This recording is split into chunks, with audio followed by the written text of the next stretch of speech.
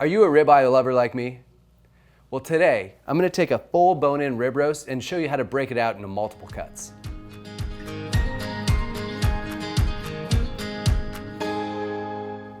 So this may seem a little complicated at first to break this down, but I'll walk you through an easy way to do it and separate out all these different cuts that can really please a variety of people. For more techniques and cooking instructionals, remember to subscribe below. Let's start with some equipment. First, you'll need a large sturdy cutting board. I like to use two different knives. I have a larger knife, which makes it easier to cut steaks. And then I have a boning knife, which is nice for boning out, in this case, ribs, or any intricate cuts you'll need. So first step, we'll remove the rib bones. For this, I like to start from the top and use just the tip of my knife to separate those bones from the meat. So I just make a small incision, and while gently pressing towards the bones, I just kind of follow those ribs while peeling the meat away from it. Just trying to separate. You want to feel the tip of your knife hit that bone so you know you're not cutting too far into the muscle. So this is a bone-in rib roast, commonly called a prime rib. So now that I've kind of worked these back ribs away, you can see the separation there. I'll just get a little further down, then cut these completely off. So now we have them fairly separated. What I'll do is I'll go in through these little button bones here and kind of carve around them to get as much meat to stay on the rib roast as possible. All right, so there we have some back ribs. So these back ribs are great for smoking, but they could also take direct heat over the grill. So next thing we'll be looking to do is separate the spinalis. So a lot of people call this the ribeye cap, and this is one of my favorite parts. You can see the spinalis right through here. There's another smaller muscle in here called the complexus, which we'll also take out, but the focus on this first cut will be removing this spinalis and peeling it out. So what I like to do to start is, again, there's a little bit of a separation. A lot of times you'll see the separation in the fat, and I'll just kind of stick my finger in there and start to peel. Then I'll find where that natural separation is, and then pull this fat to expose a little more of that spinalis muscle. So right there, you can see the whole spinalis. Makes it a little easier to cut once you find that fat and pull that back. And then if you have to trim a little excess fat so you get a better view, that's always a smart thing to do. So there we go. And you can just start peeling. I really like to use my hands a lot because I think that it helps prevent overcutting and cutting into the muscle that you're trying to preserve.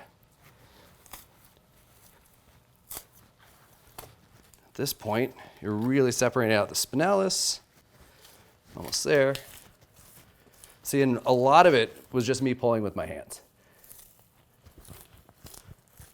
So now, got the spinalis here, got this little muscle of the complexus. You don't want to cut into that too much.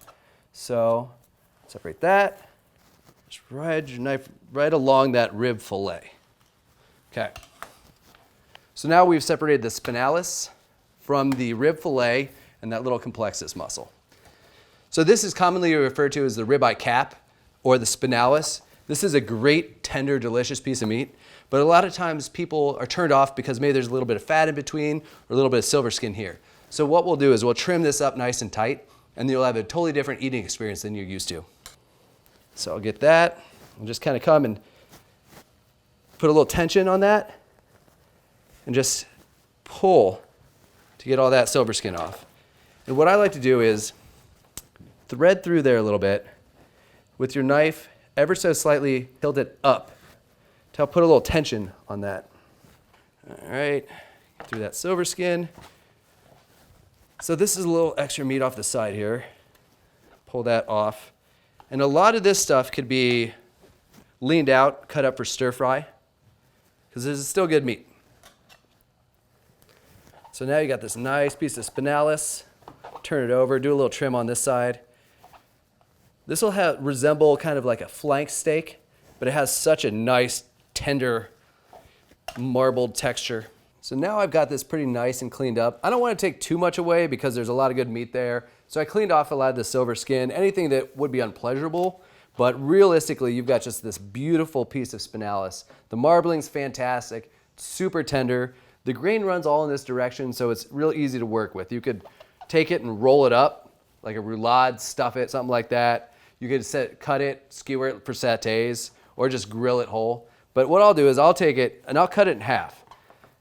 First of all, look at that marbling. It's beautiful.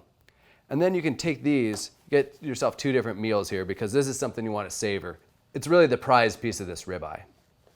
So we'll set that aside and keep trimming this guy down. So here is this kernel of fat, which typically for people who don't like ribeyes or say they don't like ribeyes, this is what they don't like.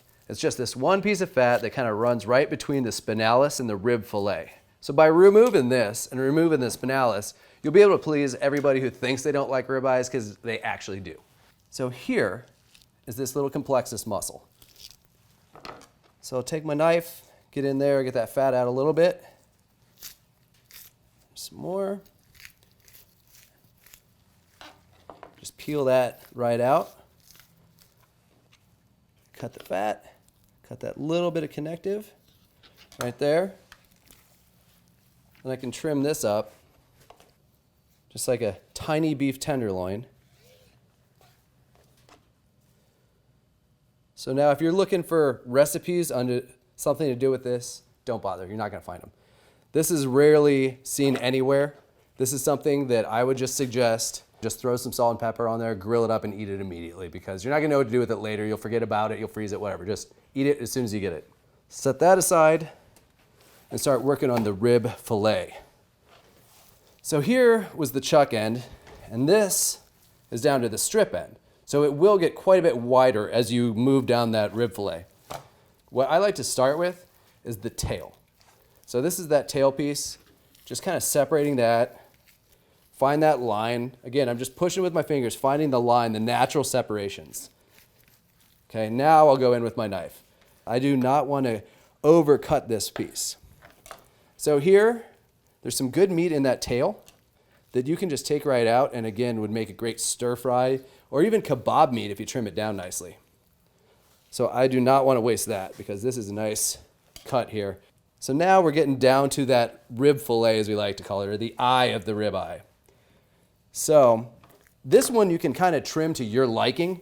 For people who don't want a little bit of fat, that's fine. You can trim some of this off, or you can leave it on, kind of like a strip steak where it has a layer of fat kind of along that backside. It really doesn't bother me at all. If it does bother people, you can trim it off. So at this point though, personally, I'll just start cutting steaks. And then if I see a little bit of fat that I don't want, that's where I'll trim it. So for all these ribeye fillets, this is a great steak to throw on your grill, cook medium rare. So I know I'm gonna make a lot of enemies out there, but spinalis is really good cooked to medium. You may not believe me. You may think that everything has to be rare, medium rare, but this muscle can handle a little extra heat and it becomes a little bit more tender when you cook it to medium, and it's still gonna be delicious, so you don't have to worry about that. So here you can see that we're starting to get closer to the strip side. The muscle's starting to get a little bit wider and less round. You can kind of see right in there that it almost is starting to look like a New York strip all on its own. So if you want beautiful guaranteed marbling, look for the Certified Angus Beef logo. All right, so there we have the rib fillets. The great thing about this is for the people who are non-ribeye lovers, I think you can convert them by giving them a rib fillet. It's all the eating experience you want out of one of those steaks, but it has so much more robust flavor. So breaking down a ribeye, you get all these great cuts. You have the rib fillet, the back ribs, the spinalis, the complexus, and you get some great beef trim that you can use for whatever you like. You don't have to be a meat nerd to break down a ribeye, but if you are, comment below. Thanks for watching, and I hope you learned something new. We'll see you again next time in the test kitchen.